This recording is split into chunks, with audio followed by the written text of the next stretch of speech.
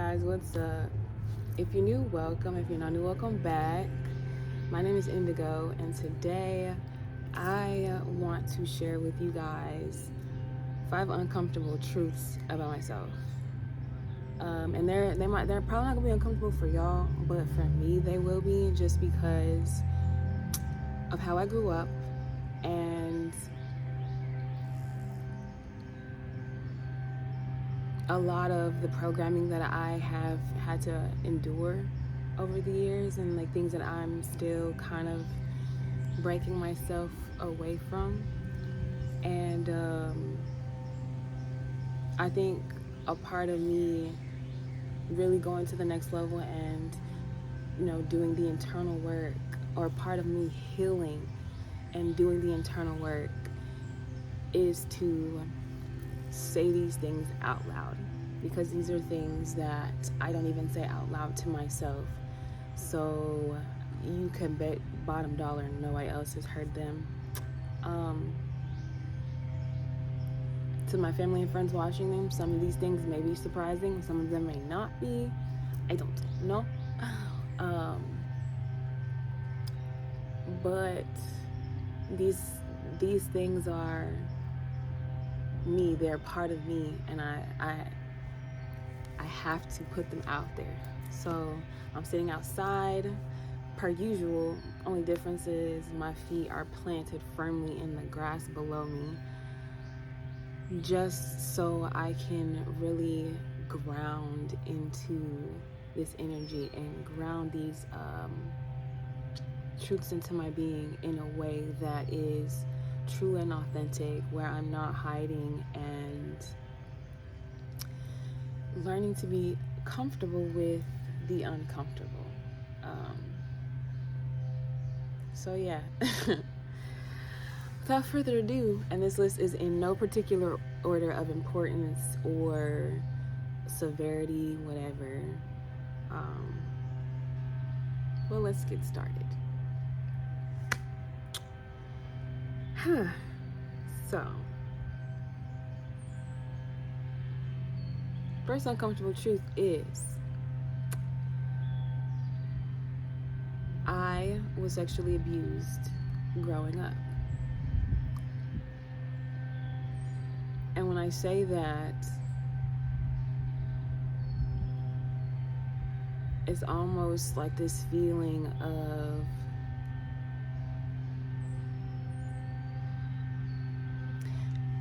queasiness, I think is the right word that comes over me. Just because I know me, as in, like, I would never try and take advantage of anybody in that way. And so the fact that the people who did this to me saw no issue with it, while their actions were a problem, I can't put off too much on them, like not too much on them. They were still wrong, but I can't put too much off on them, because they were children themselves when they, were making these advances at me. And 9 times out of 10, they were probably abused and touched on by somebody else. Which, you're gross, you're disgusting if you find children attractive and you're trying to be out here touching on them. You sick fuck, okay? But yeah, I was abused, and it happened in the church. And like, I know some people are gonna be like, see, we told you, this is just an example of church hurt, that's why she's not a Christian anymore. Bullshit. And it's just like, no, like, that this has nothing to do with it. Like, if I'm being quite honest, I only tapped into this recently. Like, I only really remembered this recently because of some things I had been watching, and it just, like, the memory popped back up. But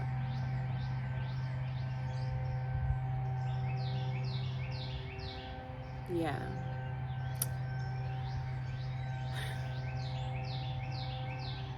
uncomfortable truth number 1. So The second uncomfortable truth.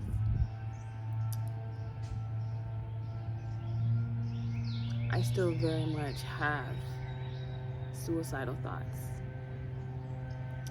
And they don't come up often. But when they do pop up, it's always at like the most random time, and I'm not expecting it when they, appear. And it hits me like a ton of bricks because in my mind I want to be over that. I want to be like, for the most part, I feel like I really have gotten past the worst of my trauma. And so to me, it's like, okay, well, if I'm accepting, I'm integrating all this pain into myself, I'm releasing the fear, I'm releasing the guilt, the shame that was associated with, all of these traumatic events that happened in my life. Why am I still finding myself in spaces and in places where, this suicidal thought can pop up? Why am I still trying to, like, why do sometimes I still want to yeet myself out of here,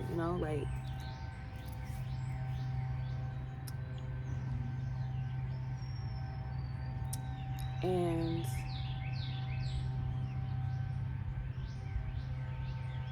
don't get me wrong, like I said, they don't pop up often.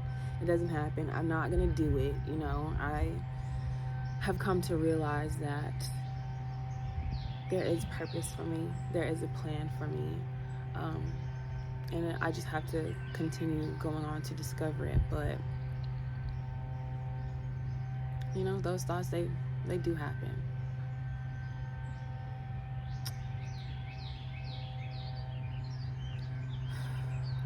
So yeah.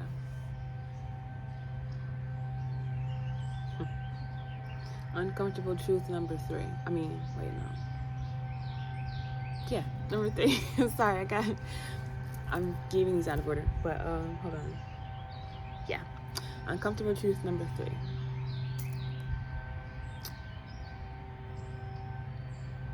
I talk all the time about how I don't want children, and that is not completely true.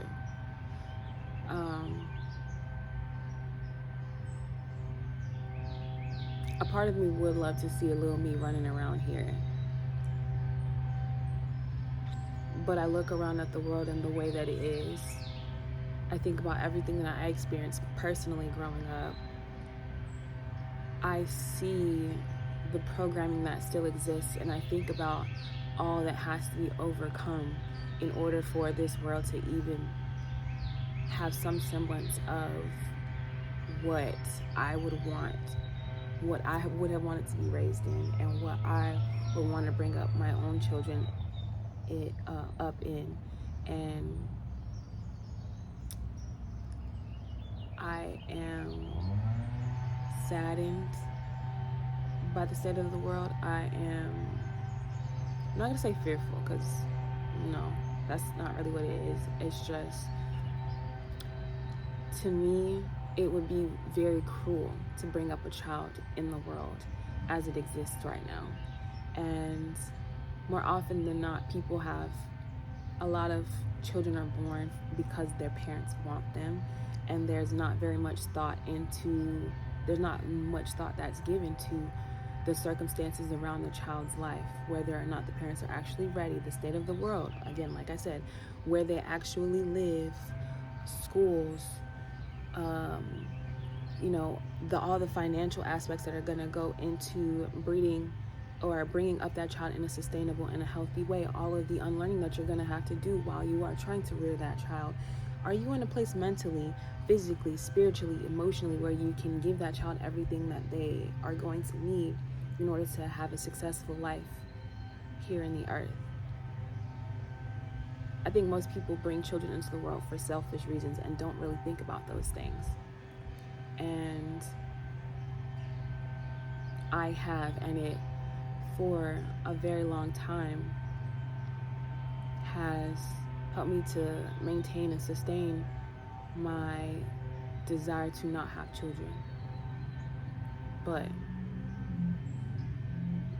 there's a part of me that would love to see a little me running around. Like I said, I'm pretty amazing, if I do say so myself, and to just be able to pass all this awesomeness off onto somebody else would be wonderful. But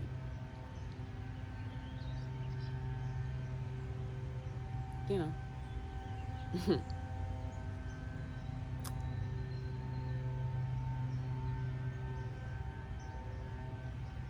uncomfortable truth number 4, and this one is probably one of the hardest ones for me to like really say out loud, just because of how I grew up and the teachings that I got. But I found that the more that I live in the world and the more that I unlearn about everything, the more that I understand a little bit where this kind of came from. But the easier it is just to kind of say it, because it's actually a really deep thing that I've been carrying around for several years now. Like, several years.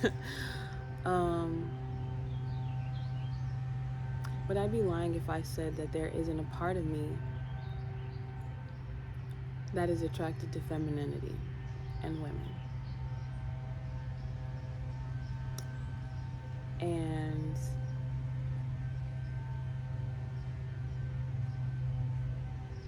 there's no rhyme or reason for it. There's just something about women that, like, when they are in their power, when they really like own themselves and love themselves, are unapologetic in being who they are, that is so captivating. Like, it's not even funny. That's not to say I don't like men, because baby Jason Momoa is my husband in my mind, okay?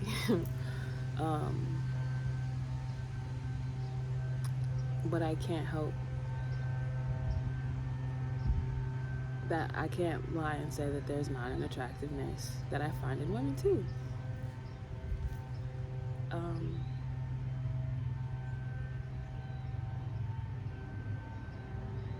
Yeah.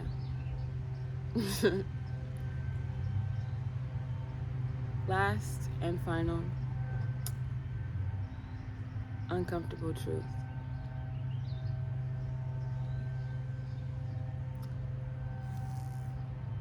Is that my life and the way that it looks right now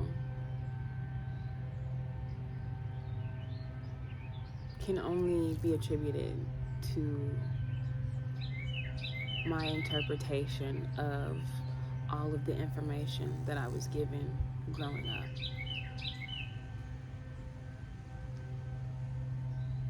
I think that it's very easy to pass off the choices and the decisions that we make as somebody else's fault because of what they said, what they did,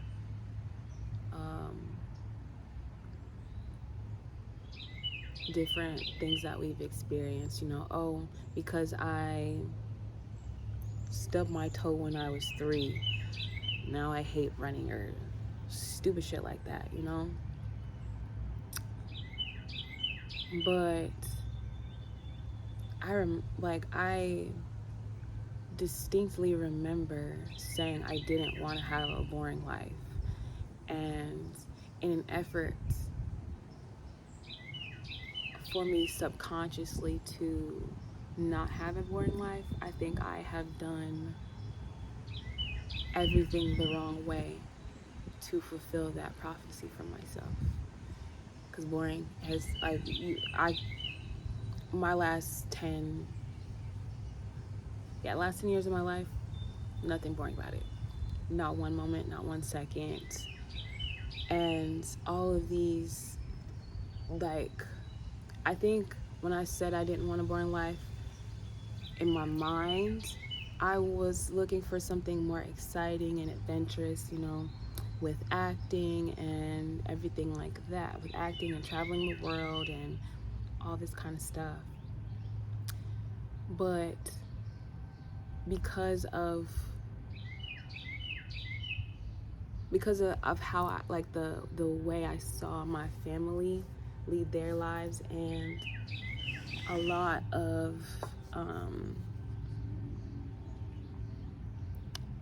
of what I experienced going through with them, rather than me utilizing that information in a positive way and trying to figure out ways to get what I wanted without the pain, or at least some of the pain that accompanied, what I had to experience through my parents and their choices and decisions, I instead just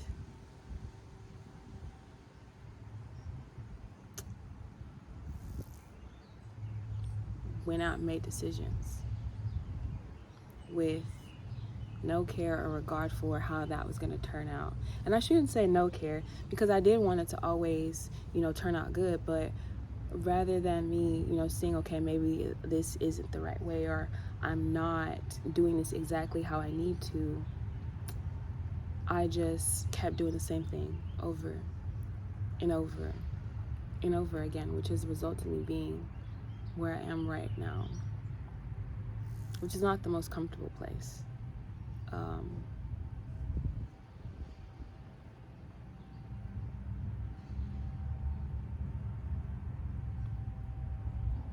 And to really, it's really hard to accept, at least in some ways, that I caused this. I was the one who wasn't firm, and I wasn't concise. I won't even say firm. I was the one who wasn't concise. I wasn't direct. I wasn't specific in what I was asking. I just said what I wanted, and I didn't.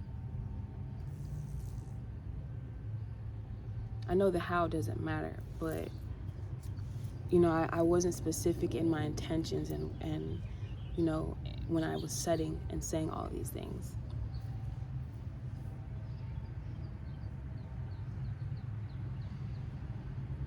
I would say that is the toughest pill to swallow. Just because I think we all want to see ourselves as perfect, I know we do have a tendency, I think if you saw my last video, I talked about we have a tendency to underestimate ourselves, but I think we also have a tendency to overestimate ourselves as well, in certain situations and cases. And I know for me, because I was so good at so many things growing up, like it was just natural for me. I could try something once, maybe twice, and I got it.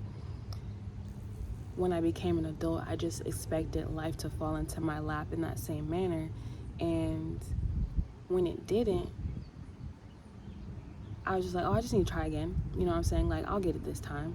I just need to try again. I just need to do, this again and do that again. I'll get it. And it's landed me here. And while I am very grateful for the experiences, and I would never want to take anything away from myself in that way, because I have been able to develop so beautifully, if I do say so myself. But I feel like I could have gotten I could be so much farther if I had just been a little bit slower to step and, switch stuff up every now and then, just to, number one, keep it interesting, but number two, stop punishing myself for making the wrong choices in the first time. Or I won't even say the wrong choices, but for making the choices and the decisions that I did.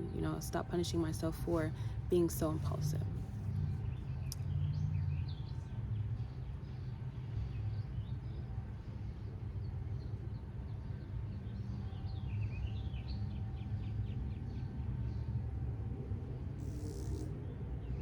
This is me. Raw, uncut, a little bit weird.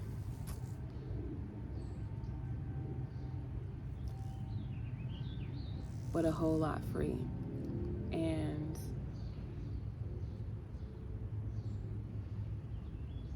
I really just want to encourage anybody else who has these uncomfortable truths about themselves, things that you don't want to admit to you don't even want to admit them to yourself. You don't want to look at that closet. You don't want to, you don't want to go behind that door that you have buried in your soul, behind a concrete, behind brick wall, layered with concrete and barbed wire. Go on that door. Unpack those things. Become one with yourself. Live comfortably with yourself.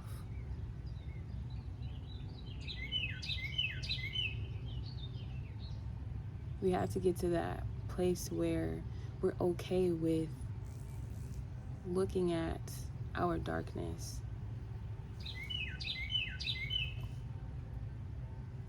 and the facts about ourselves that we don't necessarily want to accept, because there are parts of us, and if you ever want to get to the next level and be a whole person and be loud and proud in who you are, you have to accept yourself. You cannot expect anybody else to accept and to love and to cherish and value you if there are aspects of your own being that you are unwilling to say, this is me too, that you are unwilling to love on and to even acknowledge. So that's what I'm doing. I'm trying to, I don't say I'm trying, because I am. That's why I'm telling you guys these things, while I tell myself these things as well. They are part of me. They are part of what makes me who I am, the beautiful soul that I am. And I just want everybody else to love themselves in the same way, with the same gentleness and acceptance.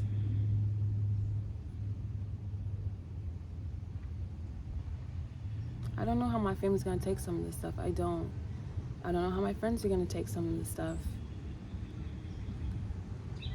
And that's a little scary, but it's my truth. It's the truth of who I am. And I'm tired of hiding. And I deserve love. I deserve to be loved. And I'm starting with myself. I'm gonna love myself first and love myself wholly and right, so that whoever does happen upon my path will have no choice but to love and accept me in the same way that I love and accept myself. If they try not to, you're not the one.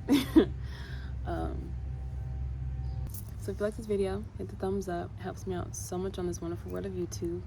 Subscribe to the channel if you want to see more from me. I make videos like this. Well, I was aiming for every week, but whenever I feel the need to be here is when I will be here. So yeah, follow me on my social media. I'll have all those links listed down below. And check out my business. If you're looking for a very good smoothing body butter, I sell those on Etsy. You can check out my shop link down below. With that being said, I hope you all have a beautiful rest of your day or night whenever you choose to watch this, and I will catch you in the next one. Peace.